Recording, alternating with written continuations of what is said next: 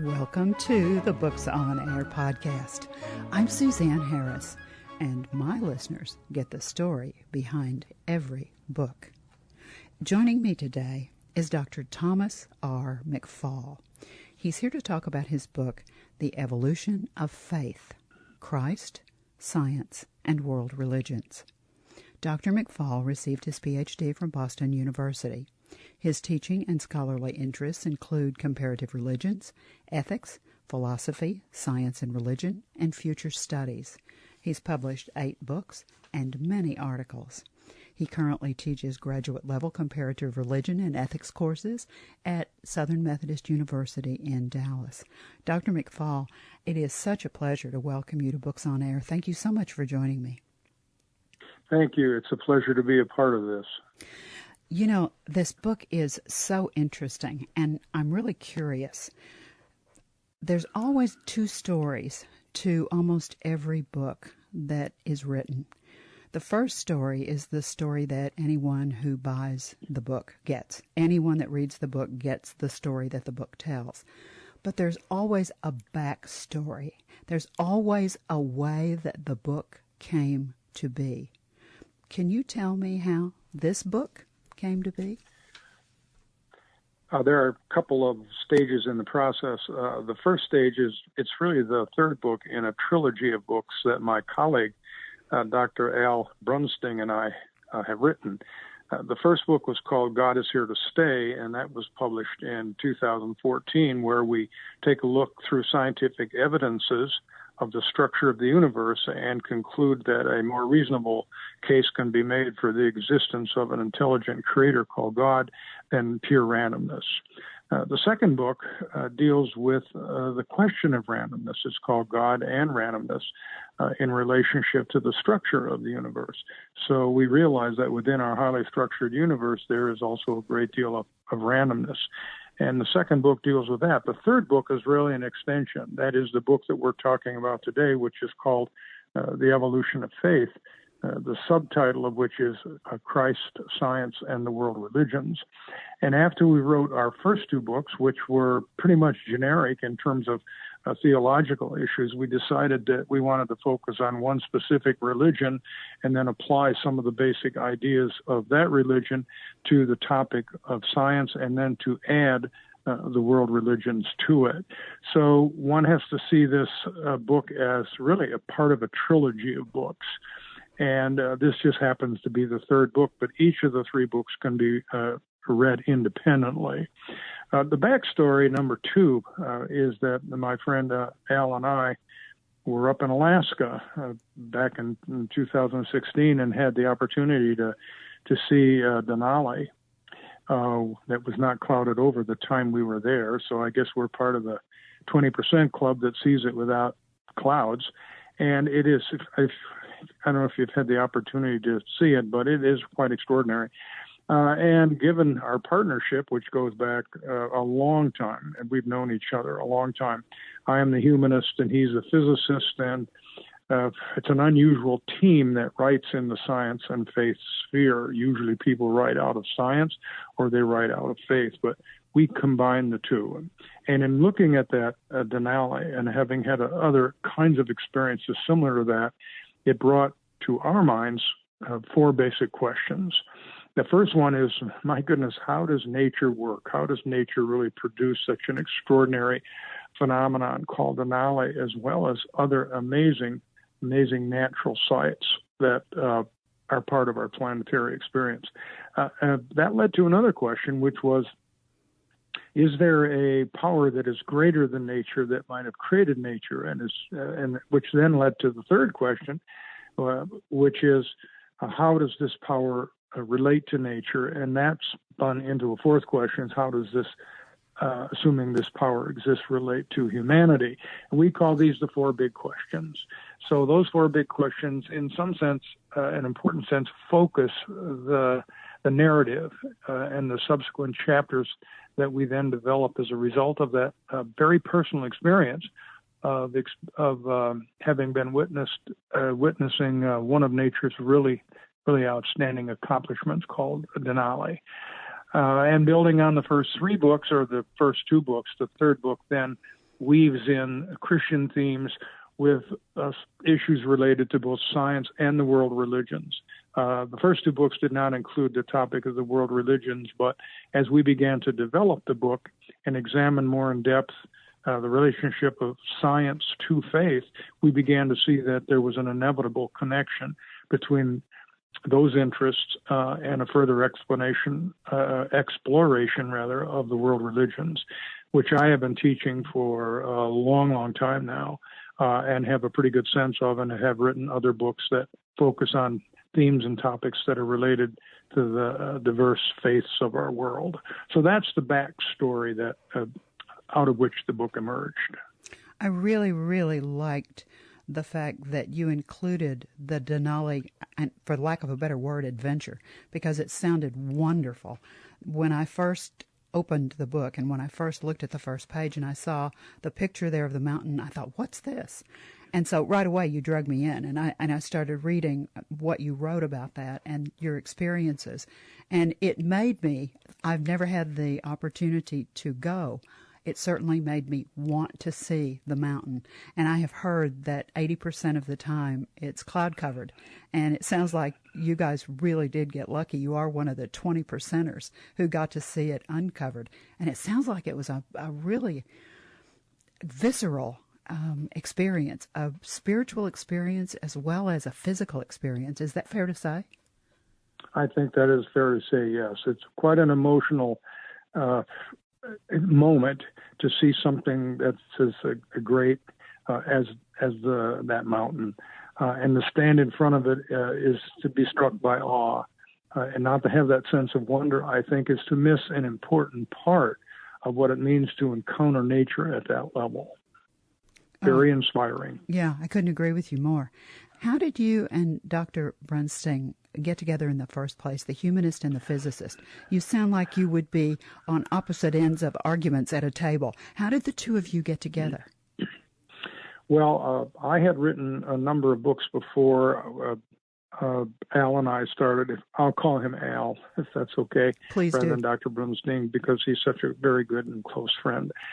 I had written 3 books before and on future studies and a number of other topics, and especially that focused on the world religions. And I was talking about some of those themes with a colleague of mine, and he said, who was not Al Brunsting, he said, there's one thing that's missing from those books, and that is some emphasis upon science or analysis of science in relationship to some of the ideas that you've developed in those books. And I thought immediately, as soon as he made the comment, you are right. And then I thought, my goodness, maybe if we move forward and try to consider other writing projects, that could involve references to science and building on that. But I don't have the expertise in that area. But my good friend Al, whom I've known for so long, has the expertise. And I just approached him one day and I said, Al, would you like to spend some time with me in a partnership writing a book on science and faith? And he immediately jumped on it. And that's how we connected on this trilogy writing project, of which this Evolution of Faith is the third book in that sequence. But it was an evolution. That itself was an evolutionary process. And it took that nudging of, hey, have you considered the science questions in relationship to what else you're doing, that stimulated the conversation that I had with Al that finally led to our unique partnership.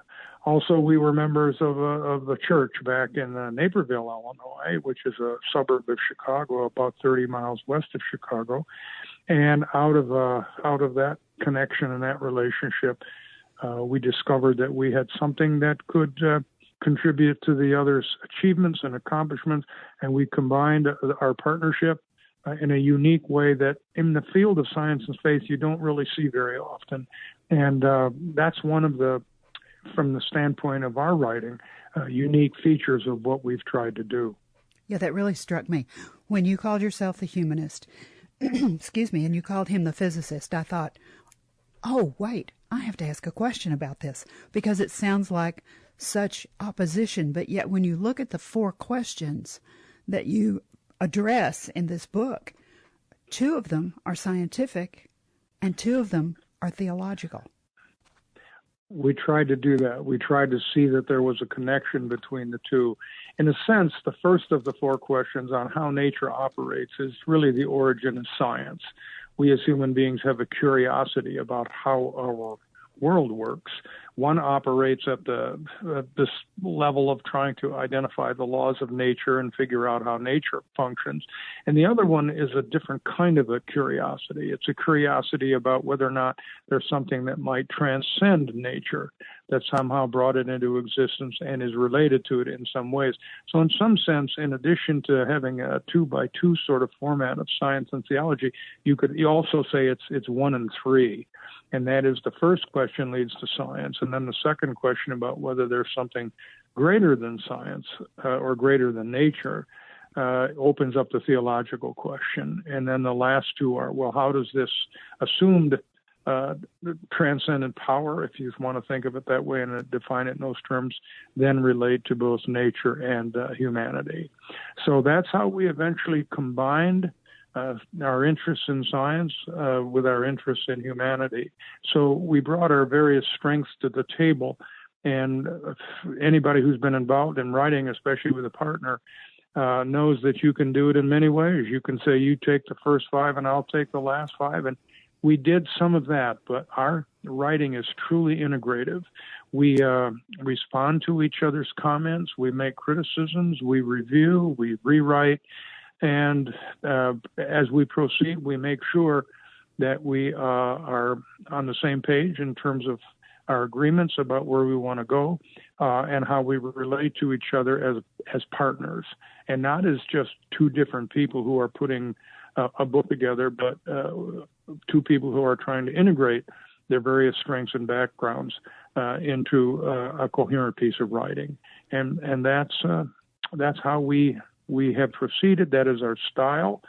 It is a style that we are used to. We like to critique each other's writings because it provides us with an opportunity to constantly improve. And with that kind of a style, or if you want to call it method of operation, we have tried to, as they say, squeeze as much wisdom and knowledge out of each other as we possibly can. Sounds like and it's so far so good. Yeah, it sounds like a perfect partnership. I mean, it sounds like you really have this give and take, and that you work very well with each other. That really explains a lot. And I can see how each of you would be able to critique and criticize each other's ideas because you would look at it from a totally different perspective. That is correct. And theologians will look at something differently than somebody who comes out of a scientific community. But as we began to listen to each other, which is a very important part of the process, we began to see connections. And that's what enabled us to move forward with a work that is finally not the result of 75% one person and 25% the other, but we like to think of the partnership as a 100% produced book, even though we have different emphases and backgrounds and skills that contribute to the different sections of the book. Tell me about evolutionary pluralism. Well, evolutionary pluralism is an alternative that we are developing. It is a new concept, and it's related to the way in which I would say the faith communities of our planet understand the findings of modern science in relationship to their scriptures, which were written in a pre-modern scientific era. Let me see if I can give an example of this. Since our focus is specifically on Christianity, it is in the book of Genesis described, that is, the creation is described in chapters 1 through 3. It is a 6-day creation. On the 7th day, God rests. It is also, if you define a day in terms of 1,000 years, and there are scriptural references for that, you would identify our world as somehow being between 6 and 10,000. That is our cosmos, our entire universe, between 6 and 10,000 years old. Our position is, in fact, that modern science has a completely different view of the universe that's evolved really since the time of Copernicus. And we now think of the universe as 13.8 billion years old, as 92 billion years wide, which light years wide. It is an immense universe. Our solar system came into existence about 4.5 billion years ago, which is many billions of years after the so-called Big Bang, which initiated our universe. Life on our planet began about 3.85 billion years ago, and we human beings began to evolve about 200,000 years ago on our planet. Now, that is a very different view of the universe than one that sees the world created in 6 days. Altogether, there are over 100 pre-scientific views of creation, of which the stories which appear in Genesis are one of the hundreds.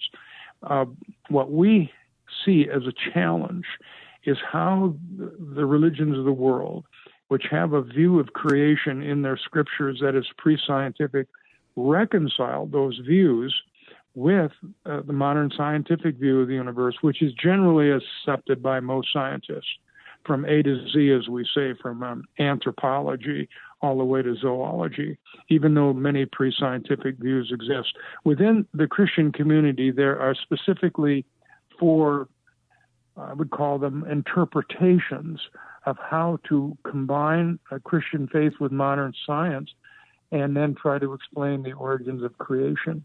The first one is called Young Earth Creationism. The second is Old Earth Creationism. The third is Intelligent Design Creationism. And the fourth is Evolutionary Creationism. We examine all 4 of these views in relationship to the National Academy of Sciences criteria by which science is to be done, and we make a conclusion that evolutionary creationism is probably closer to the NAS criteria than the other 3. And we have tables and mathematical equations and so on that demonstrate this.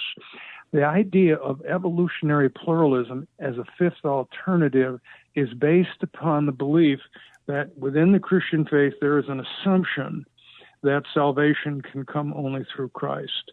Evolutionary pluralism does not make that assumption based upon our examination of the scientific world, and especially the extraordinary power that must exist to create this almost unimaginably large universe that we live in.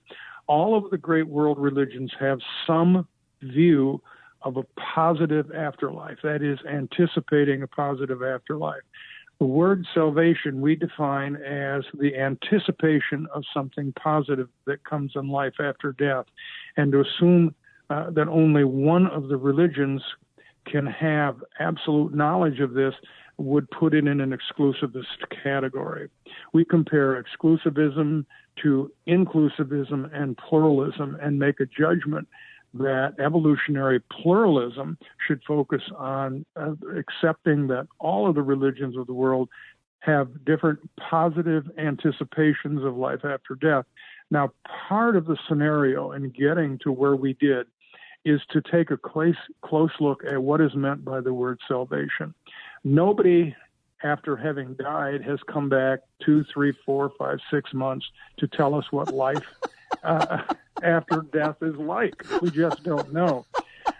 So the word salvation is an anticipation of a positive life after death experiences.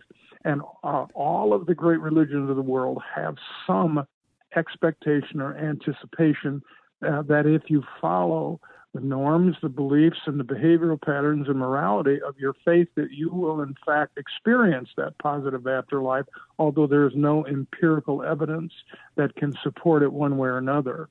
There are some religions that believe in resurrection. Some believe in the immortality of the soul. Some believe you only get one life. Some believe you get many lives, and through the process of reincarnation and karma. We explore all of these themes in this book. And what we also conclude, therefore, is that since there are so many diverse views of salvation, that we can take a look at the plurality of religions in the world and say that different people, in fact, have these different views and that no one can be demonstrated empirically. So the idea of evolutionary pluralism is, number one, on the evolution side, to embrace the modern view of science, that in fact our entire cosmos began almost 14 billion years ago and has been evolving right from the outset and will continue to evolve in the future. The word pluralism has to do with the recognition that modern science, through electronic technologies and mass transportation, has brought us all closer together in what we call the global village. All of the great religions of the world developed in relative isolation of each other. That is, Hindus did not have access to Taoists, and Taoists did not have access to Jewish people, and so on. And now that we have electronic technology, namely the iPhone and the computer, we have instant access to all of the great religions of the world, and we can find out information at the touch of a finger.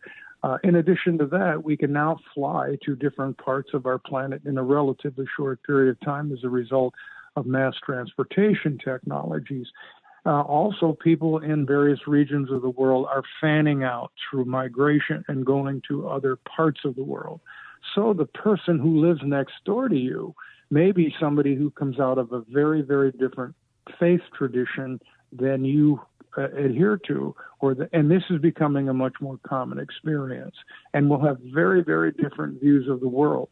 How people, under the conditions of pluralism, relate to each other in the future will be very critical in terms of creating conditions that could lead to more peace and justice or hatred and hostility.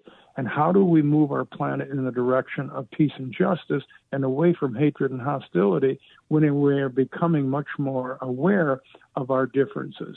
And one of the ways to do this is to look at some of the core doctrines of religion in general and Christianity in particular.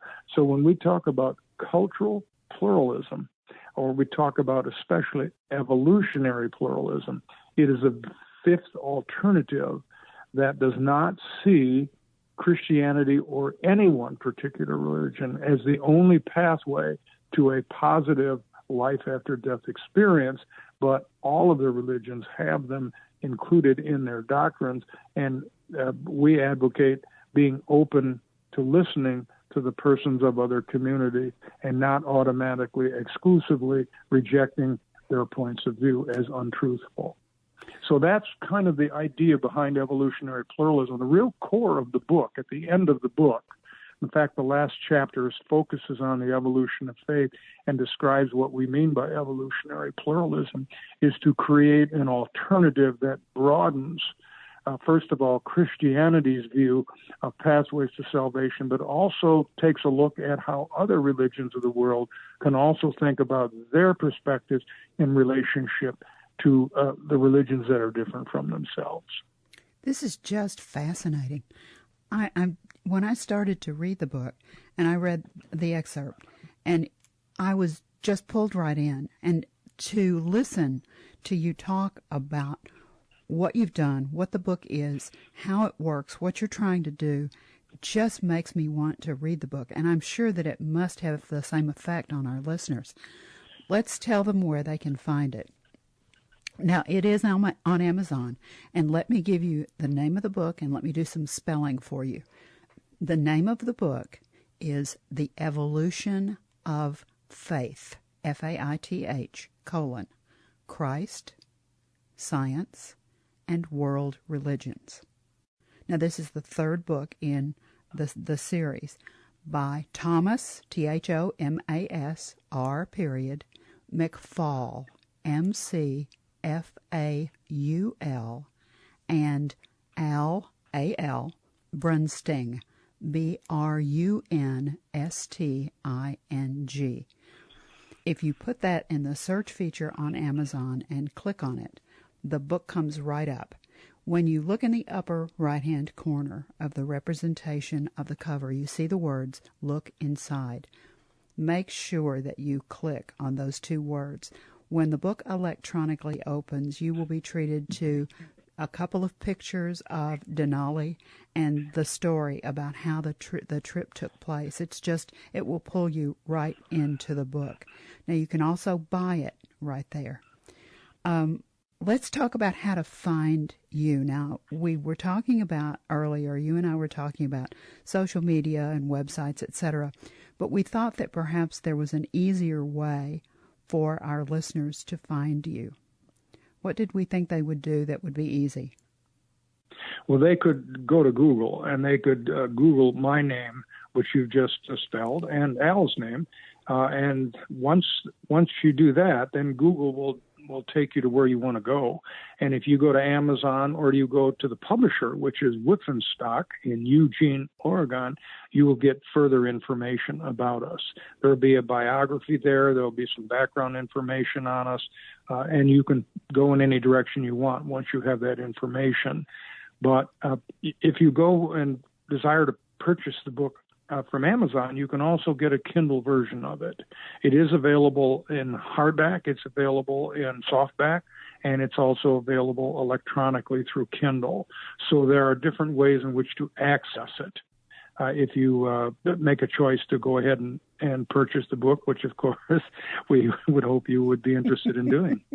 After our conversation today, I don't see how anyone can not be interested. I just think the idea of what you're doing is so fascinating, especially the combining of your two philosophies and the combining of the humanist side as well as the physics side of things, and pulling this all together because they seem so far apart when you think about it. Just on one plane, you're looking at the very, very logical and then the very, very human. And then when you start to talk about how the two of you have worked together, talked about the ideas, everything just makes so much sense. I have one Thank more. You. Go ahead. Could I make just one comment? You may, certainly, Suzanne, at this point? Please. And it would be this. Our position has been that persons who come out of any particular faith, and we call them maybe the great 11 faiths of the world, starting with Hinduism and Buddhism and Jainism, and you can go through Taoism and Confucianism and so on, and eventually get to what are called the monotheistic religions of Zoroastrianism or Judaism, Christianity, Islam, and so on. We perceive that individuals can remain committed to their faith traditions in their community. What the book really calls for is not for persons necessarily to abandon their faith, but to abandon or to take a look at a more open-minded, pluralistic approach to appreciating and understanding the position of other people who come out of different faith traditions without, at the same time, abandoning your own. That's the really important message in this book. What the book does challenge is the notion that only one religion possesses all the exclusive truth there is to know about the nature of God, not only in this life, but in a potential life to come after we are no longer physically on this planet. So it's a book that, number one, reinforces, first of all, Christian people who stand within the traditions of the community that was started by Jesus, and at the same time calling for an openness toward people who come out of other faith traditions, just as we advocate people in those faith traditions be open or committed to theirs, or be open to what other religions have to say as they perceive their truths out of the experiences that they have. So we advocate a pluralism and not an exclusivism when it comes to how people in different faith communities can relate to each other. And hopefully that will move our entire world toward greater peace and justice and away from hatred and hostility. Oh, I think that's such a really important point. And you've really already answered my last question, but I want to give you a chance to go ahead and say one more thing about the book. When the listener becomes a reader and they purchase a copy of The Evolution of Faith, and they sit down, they won't read this book in one sitting, but they'll sit down and they'll read the book. And this is a book that you would keep. I mean, this is a book that you would go back and refer to over and over and over as you look at this, because there's so much here and so much to think about. When they read through the book the first time, and they read the last page, and they either metaphorically or literally close the back cover, and I think this is probably a difficult thing for you to answer, but what takeaway, what major big takeaway idea? What one thing do you want them to leave with as a reader? Well, our view is that ideas change people's minds. And I've been teaching for many decades now. And even though I'm sort of officially retired, I just can't quite give it up yet. And what I've discovered is that once an idea is out there, it has an impact on changing the way people think about the nature of reality and their relationship to it. The purpose of this book is to be part of a conversation. Part of a conversation that starts with science and with world religions and with faith, that weaves in not only Christianity, but an analysis of other world faiths as well, and that it will broaden people's horizons to think about our world in ways that are different from the ways in which they thought about the world before they read this book. This book is an attempt to, in fact, create this fifth alternative we call evolutionary pluralism in relationship to the other four views that I discussed earlier, and to make the case that evolutionary pluralism is a step forward in the direction of appreciating and understanding people who come out of different faith communities in a way that will allow for constructive interfaith dialogue without at the same time one abandoning or eliminating the faith that one holds, possibly from the time they were youngsters and throughout the entirety of their lives. So it's meant to be a part of a conversation that is going on within the early part of the 21st century with regard to how the faith communities of the world in an expanding global village would preferably relate to each other in a positive way. Of course, you bring to mind one of my favorite quotes. The human mind, once stretched to a new idea, never returns to its original dimensions. Oliver Wendell Holmes said that. I certainly am not intelligent enough to have come up with that. And for me, as I have listened to our conversation and I've listened to the things that you've said, this is what you're trying to say, is open your mind, look at something in a different way, and you'll never go back to exactly the way that you thought previously. This has just been wonderful. Thank you so very much, Dr. McFaul, for being our guest today on Books on Air. It's been an absolute pleasure. Thank you very much. It was a pleasure to be a part of this. Now remember, you can find a copy of Dr. McFaul and Dr. Brunsting's book, The Evolution of Faith, Christ, Science, and World Religions, by Thomas R. McFaul, M-C-F-A-U-L, and Al Brunsting, B-R-U-N-S-T-I-N-G, right there on Amazon.